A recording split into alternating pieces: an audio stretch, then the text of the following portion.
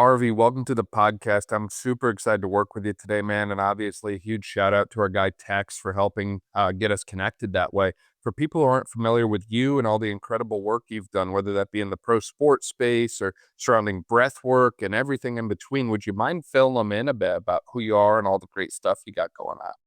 Sure, yeah, man, I love the text. Got to shout him out as well. That's just a good man right there. But yeah, I think y- from my standpoint, what I've done professionally over the years, I think like the foundational work that I've done has always been surrounded around breathing, and whether that breath work is focused on a mechanical sense, a physiological sense, or psychological sense, obviously, it kind of hits all three of those realms. But I would say that's like my baby, my foundation. It's kind of what everyone I would say associates most of my work with. And then from there, over the last, when I was with San Francisco Giants, I was the human performance coach there. And obviously, the human performance coach, I started out as a breathing specialist as a consultant, but when I was full time, I've kind of used that title outside of the Giants, inside of the Giants, because I think that that gives you a little bit more of an overarching view of things. And so that's when you start diving into, if I could make it as simple and pinpointed to the question as possible, what I've done over the last, we'll call 5 years as a performance coach is center my work around psychology. So mental skills and physiology being recovery. So it's like very, very simple in those aspects. When I was with the Giants, I worked a lot with the strength conditioning staff, obviously the athletic trainers, the PTs, et cetera, and mostly with the players. And being in Major League Sports, it was like heavy travel, heavy recovery. So it was like a ton of modalities that was recovery focused. But I think that that's like something that comes with breathing and just what I've done in a career. But I would say like I'll always naturally lean towards the thinking and mental skills. And that's probably just a natural bias of me being a cerebral, intellectual person. But yeah, I think that that kind of grabs a hold of, we'll say, all the things of a performance coach in a very pinpointed way. I gotta know because I'm curious. When I was in school myself that way, I never thought I'd be interested in talking about breathing and psychology with people for hours and hours on end that way. But here we are. Where did this interest come for you that way? Is that something that you always knew you were going to kind of end up pursuing in your performance career that way, or did we just kind of end up here? Yeah, man, it's a cool question. Obviously, I've had this question asked to me a lot over the years, specific things like a podcast or an interview. But for me personally, I played baseball for a bunch of years. I played professionally for a couple of years with the Milwaukee Brewers and collegiately for 6 years or so. Yeah, I played a lot of time in college. But um, when I was playing, I was into meditation and breathing just as like a performance tool, and I always sort of leaned that way. And I was in that way probably the end of college. Uh, Even prior to the start of college, I was toying with meditations, and I think that's an interesting journey as I've gotten older to like dissect that, found like how that starts if you're curious about breathing. Because I see a lot of people do that now. And I have to remember myself when I was 19 and 20 and kind of like discovering what breathing is to you or what meditation is to you. And for me, it was kind of like forced adaptation because years later, when I was 20, about before my 26th birthday, I was released from the Milwaukee Brewers, and I had the yips, so I had performance anxiety, and I was released from pro sports. And I kind of had two options. It was like you can kind of tackle anxiety from like medication, more of like a traditional therapeutic side, which is fine, and I have nothing to say towards that. But I chose the holistic, natural. I was going to try to understand things before I got into like a medication. And my only option that was like right in front of my face of something that seemed very like real and instantaneous. And I had somewhat of a background of understanding breathing and how that controlled our mind and our body. That was kind of like, that seemed like the object that was worth pursuing. And Yeah. so I pursued that regularly and just gave myself like I kind of did I always tell people I did like an athlete, right? I gave myself goals and I gave myself a 3 month window. Like I'm going to really focus on daily breath practice and what I can do for the nervous system. And to get to the climax of that story is that fall, would have that been 2015? Sorry, I'm thinking through the dates. But in 2015, that fall, I was doing breath work regularly, pairing that with cold exposure. And that winter, I'm in Minnesota now, but we have a beautiful lake here called Lake Minnetonka. and I carved a hole in the ice as like my final challenge, right? Like, can I do breath work and swim in this frozen lake in Minnesota? Minnesota is like the coldest state ever, in my opinion. It's so cold here in the winter. And I was fine. And I was able to control myself and control my breathing and control my thinking. I was out in nature.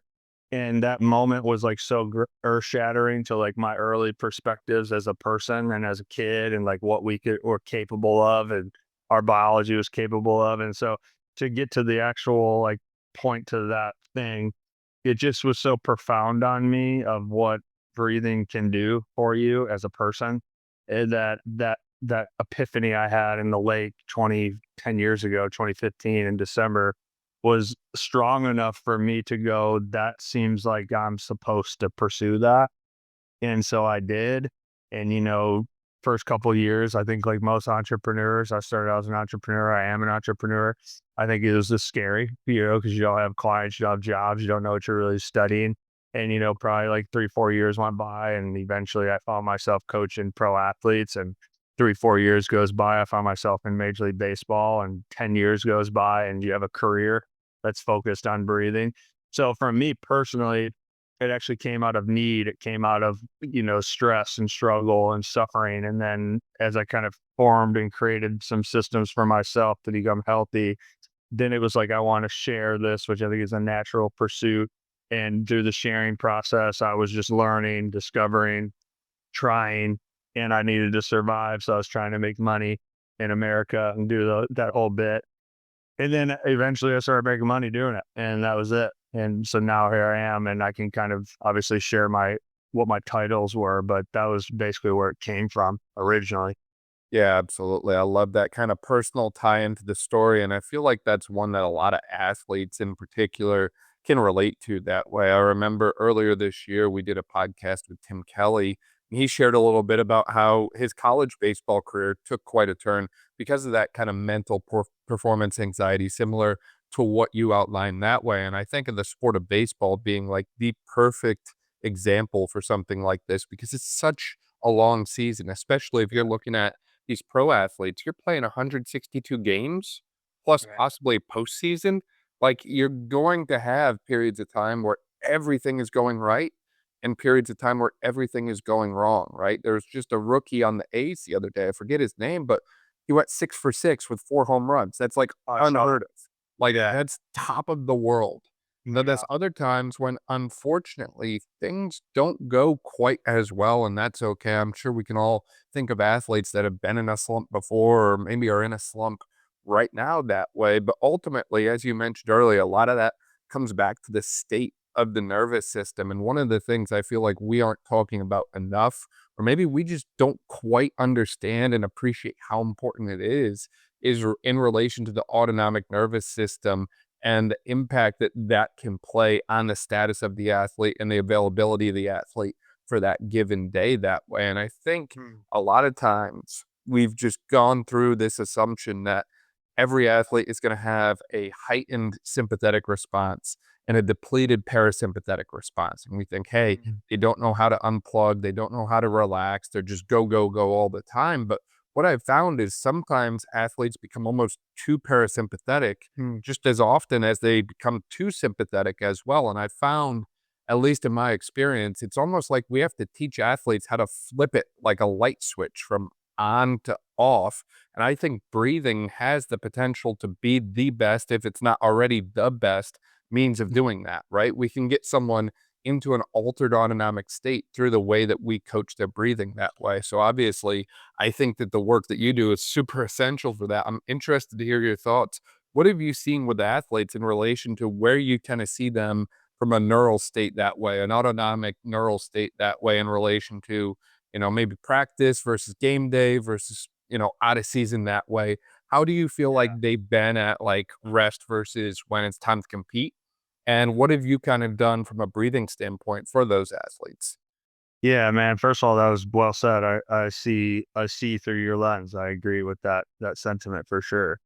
I think for me, I think there's one thing that you have to think about of just all humans, right? Like naturally we are, if you're I'm answering the question, so it's my perspective, but it's we're disconnected from nature. right? And that's just like a modern corruption. Like and if you look to the historical side of that, that's been like whether you want to call it fast or slow, I think that's relative, but that's what happened over the last couple hundred years, right? And you can kind of look at the industrial age and you can bring it all the way to the current moment and you can just study the environment. So it's hard. I think this is relatable to all humans, but I'm going to answer this specifically from what I see with athletes and people I work with.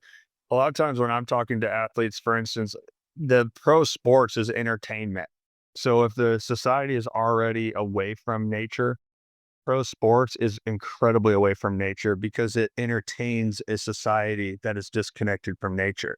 Meaning you're most likely going to play when the sun's down underneath massive artificial light. You're going to play in stadiums where there's thousands of people screaming, there's basses playing, and there's sound creation to create adrenaline and cortisol. And so I'm saying all these things because if you're not even in the actual game, but you're at the event, you're sympathetically driven just from your senses and just from things that are just not naturally in nature. Right. And then on top of that, you look at America and you look at where our pro sports or where are most athletic events taking place, it's in the major cities.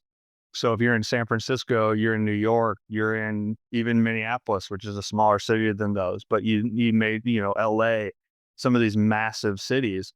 I mean, you can just study the simple things that disrupt sensory input. There's tons of air quality issues, tons of sound pollution. There's obviously tons of people, there's traffic, there's volume, all the stuff that I'm talking about. So I think like when you look at that and you just zoom out in general and you look at like the structure in general, you kind of already understand that the organism would be out of balance, like it would be disconnected. So all of my work from like a holistic, natural, organic sense is trying to go, okay, well then what are the little pockets that you can somewhat connect from, or you can minimize these disconnections that we have with the natural world. Does that make sense so far from like an Yeah, overarching absolutely, absolutely. point? So then to your point, like you said, breathing, I would agree with you, but again, I think that's bias. That's my perspective. I think breathing is the best thing to control in real time because it's the controllable of the unconscious. It's an unconscious thing that's happening. So as we're talking through this, we're not doing breath work right now because we're talking, right? Like we're thinking and we're going over concepts, but the entire podcast will be breathing. Right. And so if I have that autonomic system, like the heart rates and the blood flow and the tissue and all that stuff, and the breathing is a part of that, now all of a sudden I have access to be in real time and take an uncontrollable being the breathing and make it controllable. We can call it unconscious and making it conscious. So that to your usage of words of the autonomic nervous system, now all of a sudden I have actual direct access to my sympathetic and parasympathetic. So I can upregulate myself by the way I breathe, and I can downregulate myself by the way I breathe. And I think you're right on.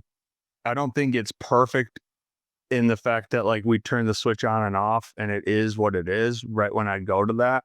But I think having the ideology of the potential of turning the switch on and off by using my breathing to govern my state and being aware of all the places that I'm in real time, I think that's where breathing becomes the baby. That becomes your foundation.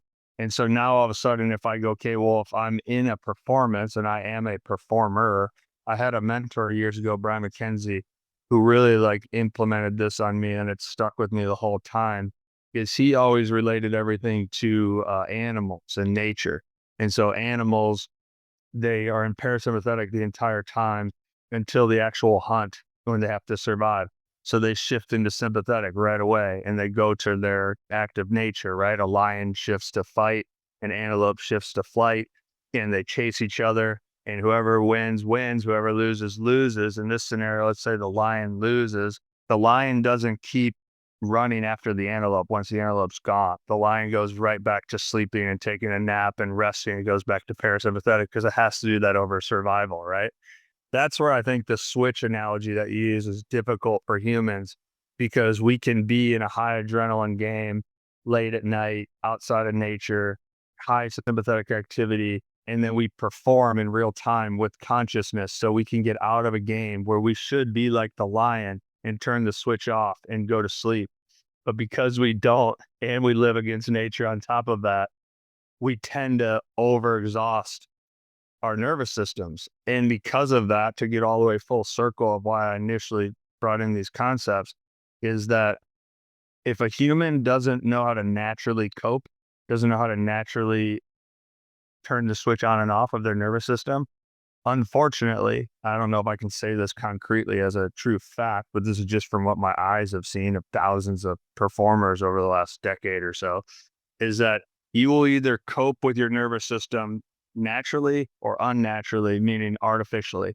And that's why I think you see the mass amount of uppers and downers and artificial, crazy sports drinks and drugs and alcohol and et cetera, et cetera. I think that is I think that we mask it as like a surface level thing, but largely, if you really look at the depths of that, it's our inadequacy of being able to shift state. And so we use things unconsciously because our nervous system's kind of calling out to us and we don't even know what it's saying. So we just go, I need more energy. I need to go to sleep. I need more energy. I need to go to sleep. I need more energy. I need to go to sleep. I'm in pain. I'm not in pain. And so you're always reaching for something that is artificially triggering your nervous system that I do think deep down that could be, I don't want to say off the table, but I would say is minimal or at least aware of what you're using artificially if you knew how to or had an awareness to how to use your breathing to govern the system. I know it took us through a lot of things, but Yeah, that was brilliant, Harvey. That was really well said. And just to kind of run it back, first off, in relation to the switch analogy, I feel like what I should have said instead was maybe instead of a light switch that just goes on and off, I'm looking at literally a dimmer on my wall where I can slide it down or up yeah, so I can adjust how bright the light is, but kind of keep the light on. I could shut it all the way off, or I could have it so bright in here you'd think the sun was shining. And I think yeah, that might have been a better analogy on my part in relation to the nervous system because it's always a matter of, hey, can we slide it up or slide it down? What end of the spectrum are we on? And how can yeah, we modulate and adjust from there? And as you alluded to, there's a lot of different lifestyle factors that are certainly pointing towards that sympathetic overdrive state. And I feel like, on one hand, it can be beneficial short term from a performance standpoint. for sure. However, like anything, I think having the ability to be extremely variable at the end of the day is the best, right? I mean, look at something physiological like heart rate variability, which I think carries over quite strongly into breathing, breath work, and an overall status of the nervous system. Having Yeah, high heart rate variability tends to be a relatively good thing. Having a very low heart rate variability tends to be a very bad thing, right? It's kind of like, in my mind, I'm thinking about the speedometer of a car, and I wanna mm, get the thing from 0 all the way up to 200 miles an hour, and I wanna be comfortable at any spot in between there from 0 to 200. I don't mm, wanna just redline at 60. I don't wanna be stuck going 100 miles an hour all the time. I wanna have the ability to start the thing, go as fast as I want, but also shut it down. And as you mentioned with the analogy of the lion, have the ability to kind of rest and recover. Because sometimes, in relation to your analogy with the lion, things don't always go our way. And I think that's one of the very key points I see with athletes is when something doesn't go their way, it can cause this downward spiral cascade. And the mm, easiest time to nip that is right when it starts. When in reality, a lot of times it just kind of snowballs, for lack of a better way to put it. And one bad day turns into 5, turns into 10, turns into a month. And it's so much more difficult for us to intervene with that athlete when they've kind of gone downhill for weeks on end. When in reality, if we just kind of had this ability to almost like step back from the situation, assess what's going on, and then re engage with some of these things that we've discussed so far, I think that's a much better thing for the athlete's performance and their health as well. And I think the other piece, going back to why I think we both think breathing is so effective for this, is we all do it and it's relatively cheap, free to do. I mean, you might hire a breathing coach, but, like, it's not like anyone's charging you to right, take breaths, like, a right, lot of times, like you mentioned, we like to hide things in the sports drinks and the modalities and all the recovery stuff, and it's like, maybe we don't even need to spend our money on that. Maybe we just need to look at the simpler stuff, the lower hanging fruit, if you will. And a lot of times it's that stuff that moves the needle the most for us collectively that way. And I think that's the stuff that, again, it's often missed because, for lack of a better way to put it, it's dressed in overalls and it looks like work. It's not as Right. cool and sexy as some of the stuff you see on Instagram, but let me tell you what, the performance gains that you can make if you master this stuff is incredible because, again, as you mentioned, it's kind of getting back in touch with the neural side of things, which Yeah. governs everything that we do. I think we forget about how that literally sends everything from the signals to your muscles to contract to, pumping blood and everything in between that way. It all ties back to the nervous system and its control over everything that way. So I Mm. certainly think that there's an essential element to this that's been missed. And as you mentioned, it's very much a lot of things are geared towards the sympathetic. But like I said before, too, I've seen some athletes, they're almost too parasympathetic. They're so good at getting into this flow state that Mm. they almost become too relaxed. And I've seen it with some athletes where, they'll go out there and they'll put up 5 goals in a quarter, right? Mm. Lacrosse, field hockey, whatever. And then they don't do anything for the rest of the game because they feel like, the box is checked. I can just further relax from here. There's Wow. not as much of a drive to keep the foot on the gas, for lack of a better way to put it. I'm interested. Have you seen that with athletes as well? And what's your kind of response when maybe the neural drive is flipped from being a little bit more towards the sympathetic towards maybe a bit more towards the parasympathetic? Yeah, man, that's a really complex question, I think, because the simple answer to that is like, of course, I've seen that, right? I mean, I've seen all those angles. I think that yeah, that's stumping me in the moment more so because I think I use the word complex because I think the variables of all individuals is almost unanswerable. Like I want to answer that and I feel like I can, and I probably could give you an answer to it, but it doesn't feel like it's answerable based off of my experience of seeing a bunch of athletes or having these examples with people because at the end of the day, there's so many variables about being a human. And I think performance, regardless of the sport that we're playing, again, back to my perspective, in my opinion, sport is nothing more than it extracts who you are as a person in real time. And so sport is spontaneous. I use this analogy a lot in comparison to movies or TV shows or whatnot. If you make a movie, or even if you're writing a book, you have the ability to edit it and go back to it while you're working on the same thing. Sport is not the same way as that. Sport is literally going to start and at some point it is going to end. Now it can go into OTs and all these extracurriculars type deals, but you don't know who's going to win and you don't know how the game is going to go. And so it's like an ongoing movie that's happening in real time, but it's still entertainment, right? So it's like in that example, somebody can go out and have 5 goals or 5 points or whatever so quickly. And then the back half of the game, they kind of put on the brakes and they shut it off. And it's like, it's interesting because I've been around people who are the best players in the world at their sport. And I've watched them take their athleticism to the brink of perfection and they get there. They get literally to the point where they're about to make $100 million and they'll sabotage themselves right when they get there. And that's really fascinating to watch. And so that's why it's hard for me to answer that because I don't think that's entirely nervous system activation. I think that there's a ton of psychology in that as well. And there's a ton of things that we do naturally. People do really, really well until attention's on them, and then they go back to sabotaging themselves so they can get back to what life is like when the attention's not on them. And then they can do really, really well, and then the attention gets on them, and they go back to where, and they just run that pattern. You know what I'm saying?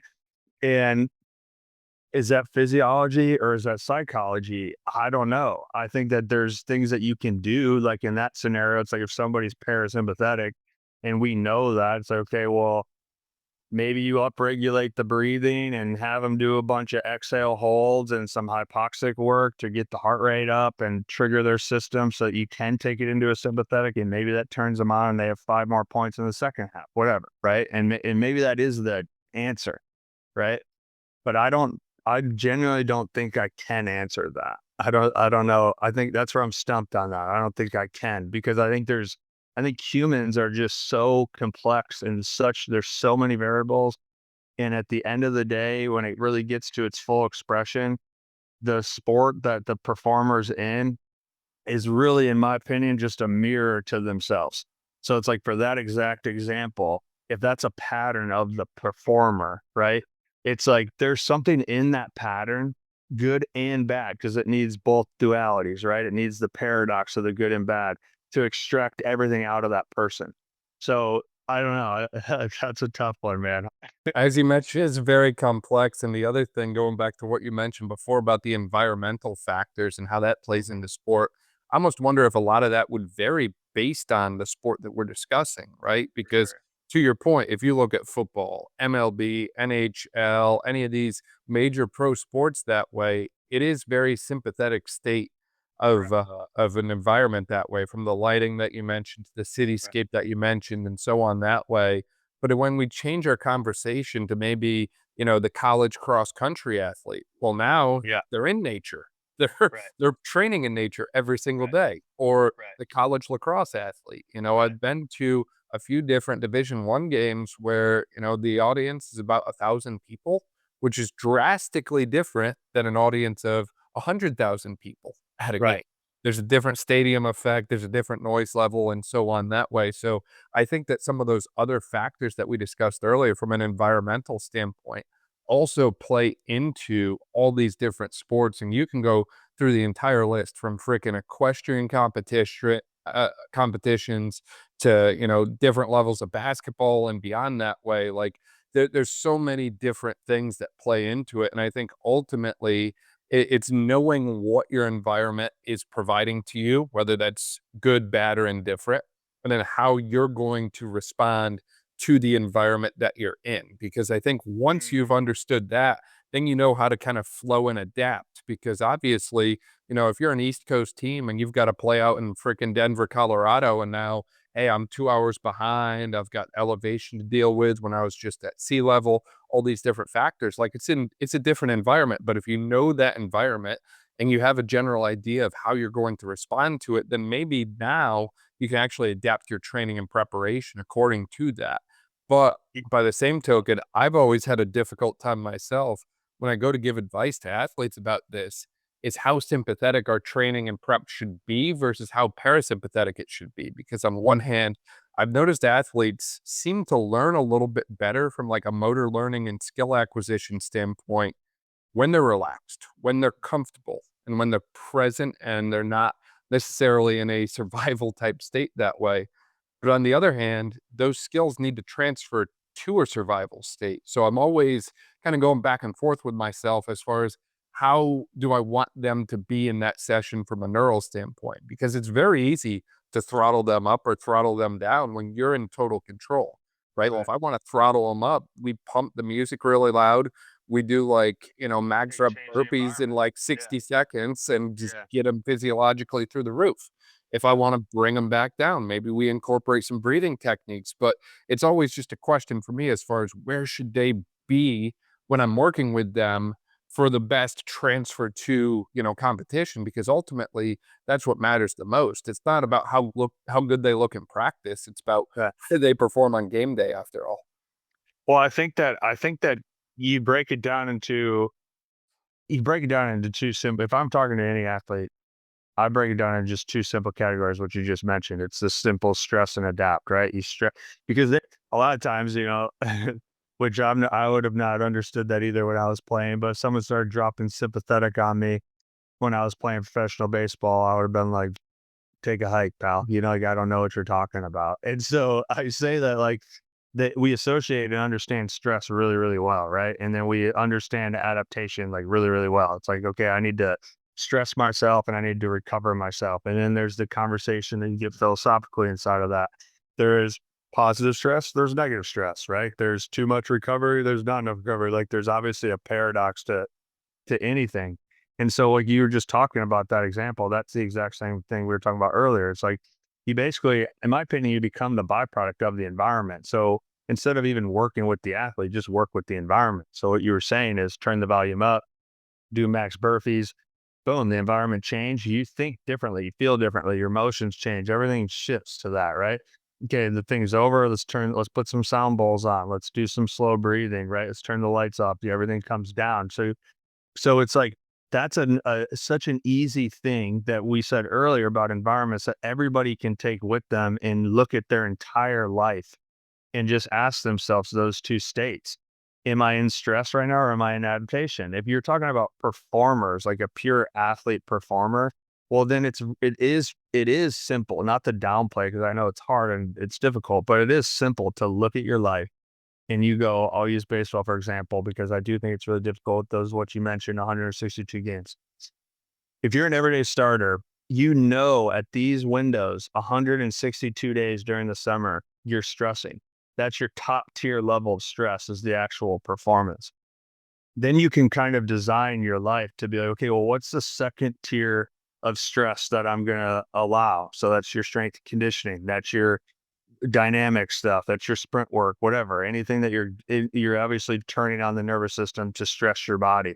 That could be cold exposure. That could be heat exposure. Those are stressors as well. Even though I know you can bucket that into recovery, but that's largely a stress as well, right? My point is like, you can look at your life and you can go, okay, controllably as a performer, the game is my most important stress. That's when I'm hunting. That's when the lion is chasing the antelope, non-negotiable every single time of my life.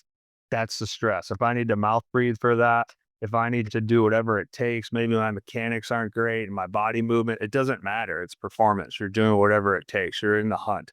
Then you go, okay, I have controllable environments, which is my second tier stress, if you will. That's like, now you should work on your movement pattern in a weight room so you don't get hurt, right? You should do certain things in your strength conditioning so that you are making yourself stressing in a very controlled manner where you control the environment a lot more than you control an actual performance.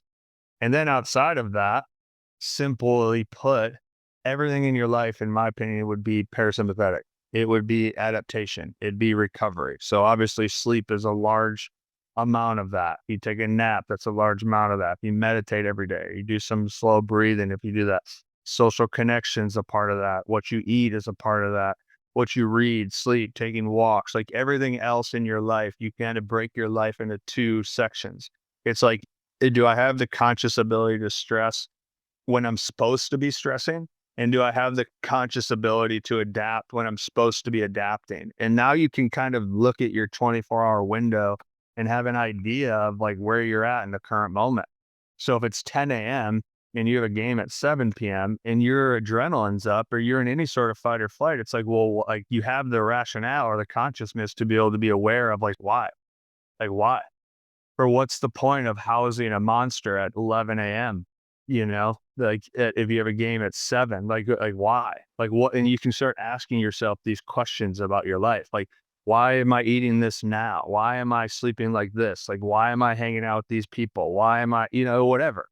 Maybe that can be good and bad. But I think if you can simply break your days into knowing when you should stress versus when you should be the lion sleeping under the tree analogy, I do think things become very, very simple for you.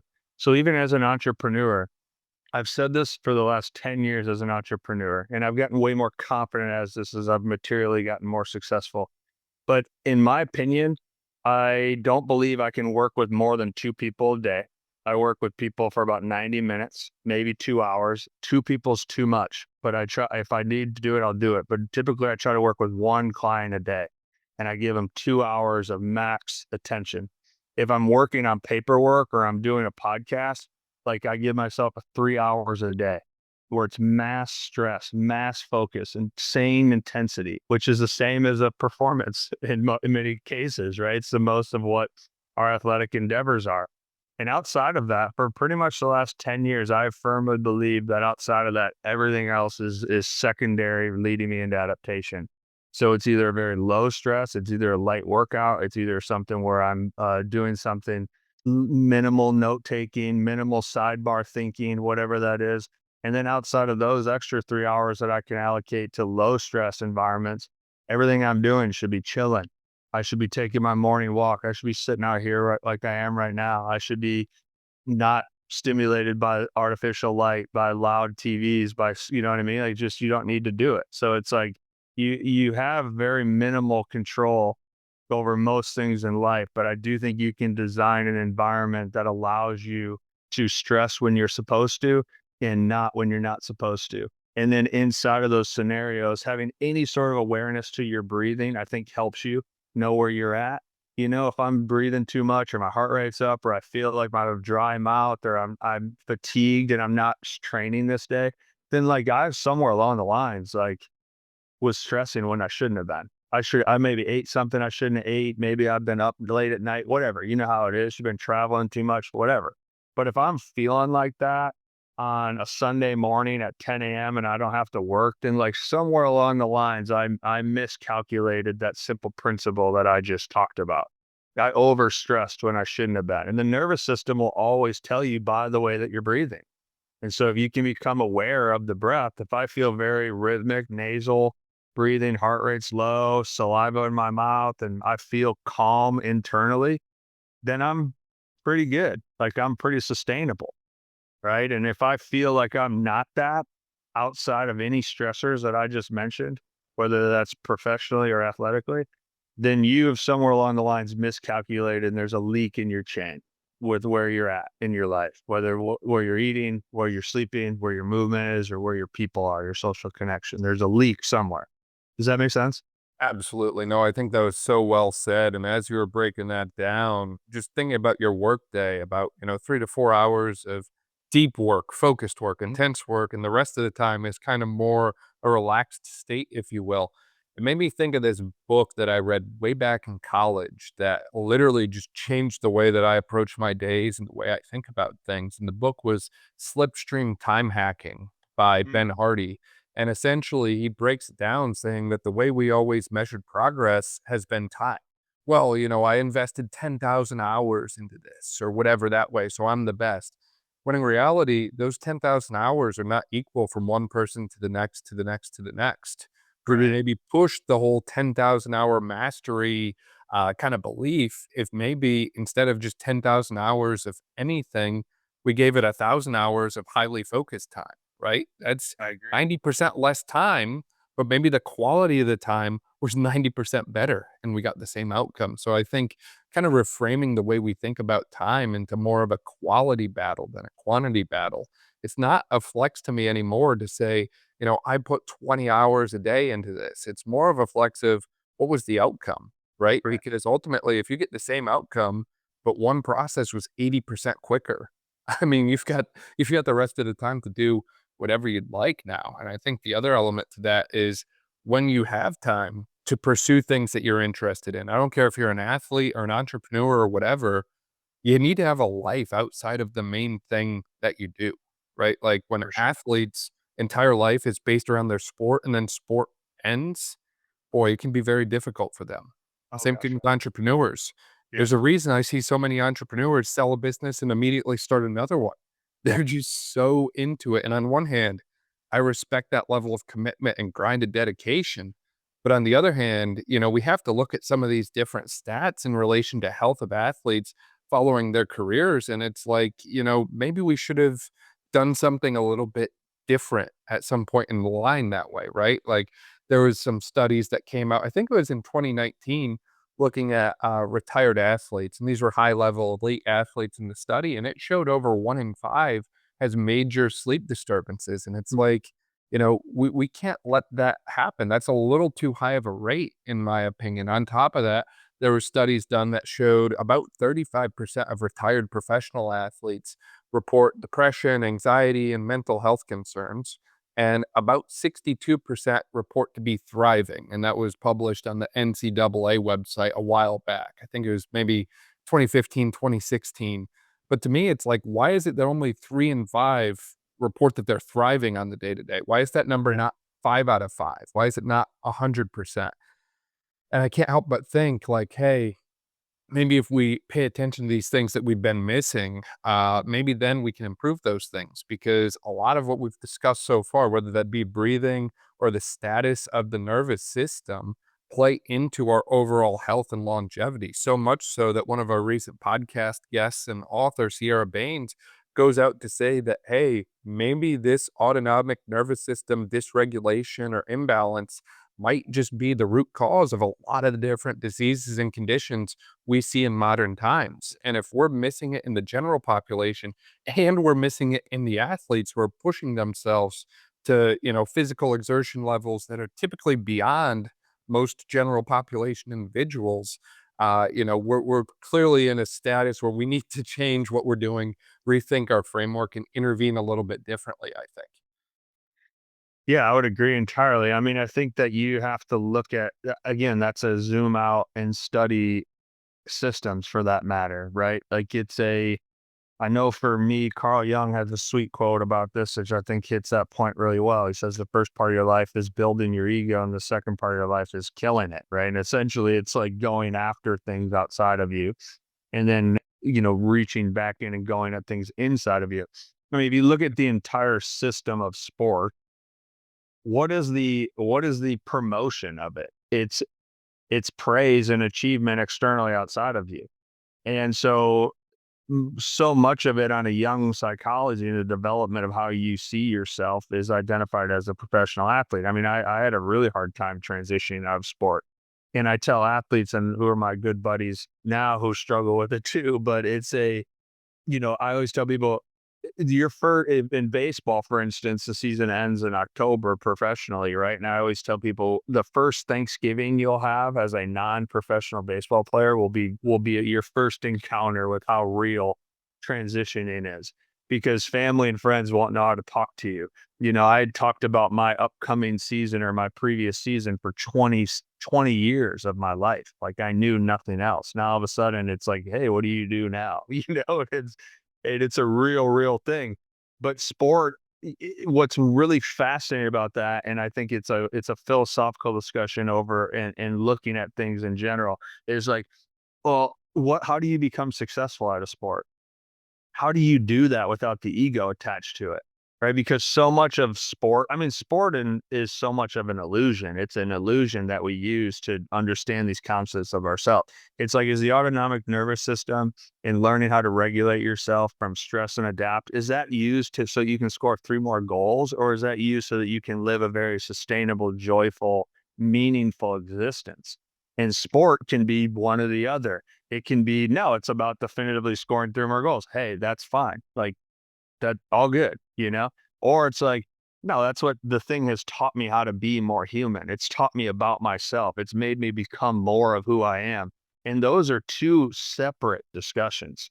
Right. And so if I think about those stats, I haven't run across those research articles, but if you think about those stats and you had conversations with those people, there's two senses to it. I actually wrote my last book without words. The first paragraph I wrote in the book, the first question of the book, I said, "Who am I?"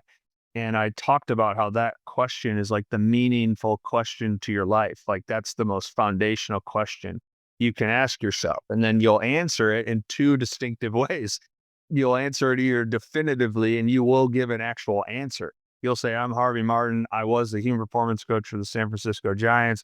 I was a right-handed pitcher for the Milwaukee Brewers. I was in player development for the Milwaukee Brewers. I've written this book and this book, and I can give you all this definitive things about me and this person that I am, right? And I can talk about the definitiveness of the nervous system and how to strength train anatomy and et cetera, et cetera. Or you contemplate, right? And that's the second tier of that question. You contemplate and you go, well, was I the human performance coach for the San Francisco Giants? Or was I just on my own journey of like becoming more of who I was or who I am and who I'm going to be?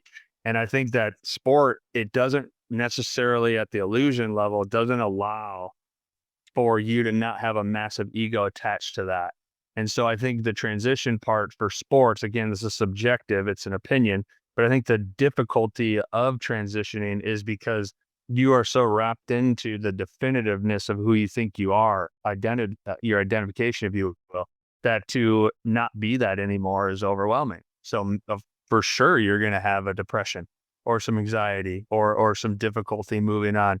And I don't think that's any different than in sport, like we were talking about. I think that so many times you see in sport, someone is so definitively about their game in real time, their ego is so wrapped into the identification of the sport that they don't have the capacity to be outside of that. So they can't shift out of that character. And that's a difficulty. I mean, I've worked with mostly adults and professional athletes for the last 8 years. That's kind of in my population. And there is a significant difference of a 24-year-old person playing professional sports who's trying to make it, who doesn't necessarily have a family of their own yet. They're a rambling, nomadic person, and they're just doing whatever it takes. They've been a significantly, if they're pro sport, they've probably been ranked their whole life. So they've been praised forever in comparison to a 34-year-old who has 2 or 3 kids and, has made some money and is a father and has the ability to play professional sports for 10 plus years, very sustainable, very aware, very put together, and they can be an athlete when they're at the field and they can take that mask off and they can be a dad when they're at home. And that in and of itself is breath work. And that is because you will change your breathing when you can psychologically change your state. And I can be this podcaster right now and I can turn it on. And before this, I could go on a walk with my wife and my kid. And then after this, I can go work out. And I'm going to breathe differently throughout all three of those characters from 7 a.m. to noon. And those are different identities. Those are different egos, if you will. And I think sport has a hard time with that because so many times we're built to process that our sport is the only thing that we are. And so you're too wrapped into that character, and that doesn't allow you to disassociate what it takes. So if you're into that, you have a bad game, then it's like what you said earlier. I thought about this when you were talking earlier. That's like the athlete that has to work harder at night. And it's like, okay, the game ended at 10. I'm going to hit until midnight so I can get all my swings in. It's like, that's just not, that is what it is. You need to do what you need to do to figure out who you are. But it's kind of like the classic 6 a.m. lifts that you do in college that people know that's not healthy for you. People know that's not good for you, and you do that and we would take pre-workouts and tape our wrist and we'd get in there at 5:15 in the morning and we'd lift until 8 and then we go to class all day and be zonked out all afternoon and get hurt at practice in the afternoon. That's what it was. We just ran that pattern. And it's like, it's very rational, logical when you think of things like that, but it's hard because it's not that simple. We have egos and we have things that we believe outside of ourselves that are very, very, very important. And that's a hard concept. Like, how do you tell the world that sports are nothing more than an illusion? Like, at mass scale, that's not like an acceptable concept. Absolutely. No, I completely agree with you that way, and we've brought up the breathing multiple times here, and I'm realizing that some of the people listening are probably making all kinds of assumptions by what we mean by that. "Oh, I just gotta go and do box breathing, and then I'll be good to go," or, "I just gotta go and do this, and then I'm good to go." I think it's really important for us to clarify that a little bit. When we say breathing and breath work, what kinda techniques do you tend to lean on the most that way to intervene with your athletes that way? And have you found anything in particular that works exceptionally well or anything that maybe just doesn't work quite as well as it was marketed? Yeah, I mean, I think the simplest thing is, like I mentioned this earlier about nasal breathing. I think you just look at principles again. It's like Patrick McEwen, who wrote Oxygen Advantage, who I talked to years ago. He really implemented this on me, which I really appreciated. He basically told me, and it made sense. I've kept it forever. Well, since then, at least, is you should be breathing through your nose 24/7 unless you are training intensely, talking or eating. And so unless you are talking, eating, or having a hard workout, you would never want to breathe through your mouth. Or yeah, sorry, did I just screw that up? You'd only breathe through your mouth in those three circumstances. Outside of that, you'd be breathing through your nose. So I think like having awareness to that first and foremost allows you to understand. It's like very simple in nature for people who are listening. Like if you take a deep breath through your mouth, you feel your upper chest rise, you feel your shoulders and your neck rise when you breathe into your mouth like that. When you breathe into your nose, you feel more of a lower maximal, movement. That's like a mechanical movement. And the way that nature set us up like that is that all your blood and oxygen sits at the bottom of the lungs. You also activate the diaphragm when you nasal breathe. So if I'm watching this, listening to this podcast, driving in my car, if I'm going for a light walk, if I'm sitting there watching TV or reading a book, or I'm sitting in class, I would be consciously having my tongue at the roof of my mouth for the airway to be open. That's a whole nother concept of anatomy. But then breathing through my nose very rhythmically, very quietly, in somewhat of a coherent pace. And that's just like your nervous system that hangs down from your brain down your spine. It's like I always consider like a violin string. If you breathe really quietly through your nose, your nervous system's not getting strung out. It's like a wind chime. It's not getting blown all over the place. But if I'm sitting there mouth breathing when I'm not supposed to be mouth breathing, the wind chime's going crazy, like there's a storm outside. And so I think just conceptualizing that becomes really, really important. And then as far as like protocols can change all the time. I think you still maintain principles, right? If you just think about breathing, when I inhale, my heart rate goes up. When I exhale, my heart rate goes down. So if I'm breathing coherently, my body's at homeostasis. My heart rate's very balanced. Blood pressure is very balanced.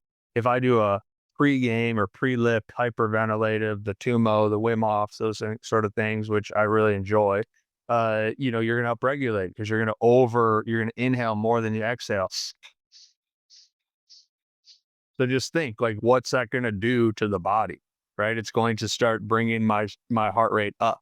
Right. And then if I'm doing anything where I need to slow down, well, then I just think of the exhale as the power position that brings the heart rate down. So it's like, and those again are just principles, right, Dan? It's like your protocols can change off of everybody. I think the principles are the key. And then, you got to implement holds, you got to look at things like that. And that's where the box breathing comes in. You have a hold after the inhale and the exhale. So that just slows the respiratory rate down. I always think about in real simple senses, like, can you sit down in the morning and take 5, 6 breaths a minute, which is your classic cadence, 5 second in, 5 seconds out. That's just going to regulate your nervous system. Thinking about that violin string. And if you can maintain that discipline, which is very difficult for 15 minutes, you're going to see it. And if you have an HRV or anything that triggers you, you'll see immediate 15-minute change in the nervous system. Like you'll see it unwind itself and take it into baseline. But that's like a very classic coherent cadence protocol. That's just like a pendulum, same in, same out. You can do 3 seconds in, 3 seconds out, 4 seconds in, 4 seconds out. I think you max out at 5 seconds in, 5 seconds out. That stuff's beautiful for the morning. That if you're a high sympathetic athlete, you do that before a game. If you're somebody who's trying to come out of high sympathetic activity after a game, use that after a game. And it's again, that protocol can be used throughout the entire day. It's just to bring your breathing back to that natural rhythmic state. And it's all through the nose, right? I think if you're in game and you only have 1 or 2 breaths to really like grab yourself, that's a classic. Can I inhale through my nose with a hold to like grab the pressure? And then can I control and exhale through my mouth? The mouth of an exhalation will always allow you to use the mechanics better. It'll allow you to dump more CO2. We don't have to get into that, but allow you to dump more of the stress, lower the heart rate, shift your nervous system. So I always tell athletes in game, it's a deep inhale. You hold it, get your whole body expanded as best you can, and then dump it out through the mouth like you're blowing out through a straw. Purse your lips, and that'll allow you to extend the exhalation. And you should, if it, that will bring your heart rate down and calm you, but more than anything, it'll put your mind on your breathing. So it'll give you that little micro adaptation, that little gap where you can get a little bit more space. And I think that allows your conscious brain to come back into play. And that's because that's really what we're doing, right? Like you're trying to avoid reactive emotional thinking under pressure in comparison to rational logical thinking, which allows you to be responsive. And so when you find yourself, maybe my body feels I'm out of alignment and I feel anxious, or my mind feels like it's spiraling. Okay, well, the breathing can bring me back in so I can get that space again. And that allows me to get to where I'm at. That allows me to rationalize the game plan or whatever sport you're in. That allows you to get back into the moment. Does that help a little bit? Yeah, absolutely. I think that was really well said. And as you mentioned, and I cannot emphasize this enough, principles always beat protocols. Yeah. It always annoys me when I have someone asking me, what is my protocol for this? Or how many sets and reps?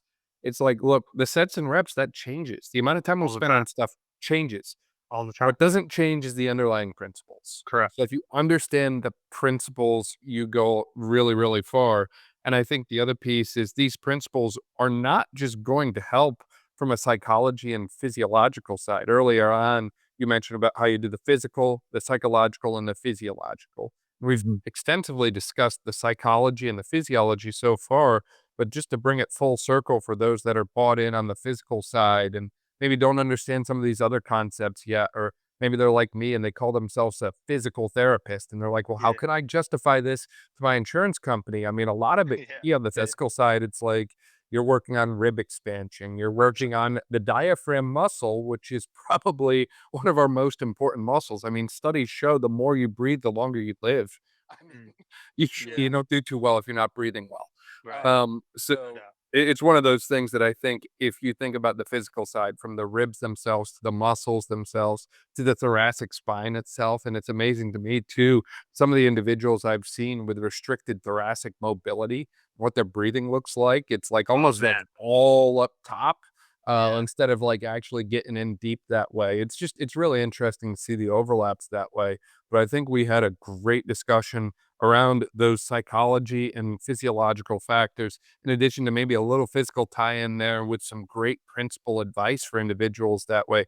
Is there anything we missed or any other thoughts or remarks you have today, Harvey?